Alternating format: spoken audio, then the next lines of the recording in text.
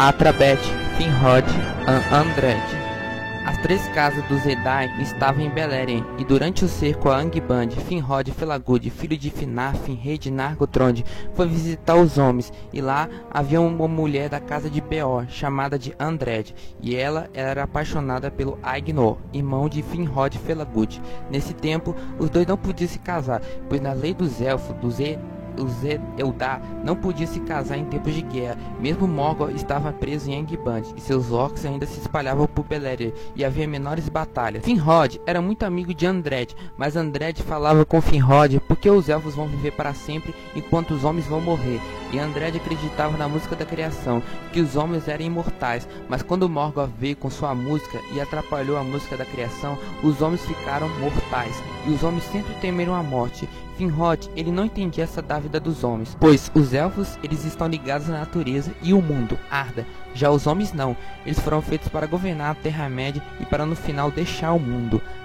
Andred falou que os elfos nunca vão morrer, mas Finrod contou que o avô dele, Finwë, rei supremo dos Noldor, foi cruelmente assassinado em Valinor por causa de Morgoth, e os Noldor de Fëanor, com seu juramento maldito, mataram muitos Teleri, e muitos Noldor morreram atravessando Helcarax, e Fëanor morreu também. E Finrod falou para Andred que não tem como fugir da morte, mesmo se for para Aman, a morte irá com você até para os elfos. Andred estava pensando, se Morgoth é tão poderoso, ele poderia mudar a vida dos homens, mas Finrod falou para não fazer isso, pois escuro e as trevas não é a verdade, e foi Morgoth com sua própria música da criação, atrapalhando a música dos Ainur, que fez os homens se tornarem mortais. Finrod disse que o destino de elfos e homens são muito diferentes, mas todos os elfos e homens são filhos de Eru e Ilúvatar.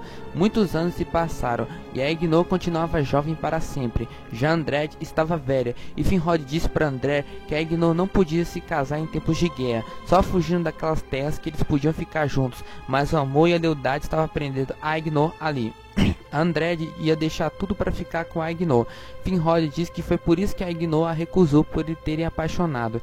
E Andred disse que a vida dos homens é curta. Ela iria partir do mundo e dizem ela viria a Aegnor numa velha e sentiria pena, e a união deles irão terminar em pena. E Aegnor não ia deixar isso acontecer com ela. E Aegnor sempre irá lembrar dela, e ela estará na memória dele, e de dia e de noite, na dor e tristeza e felicidade. Ele irá lembrar de Andred no salão de Mandos até o fim do mundo para sempre, quando a sua morte verdadeira chegasse. Finrod, ele estava partindo para Angband.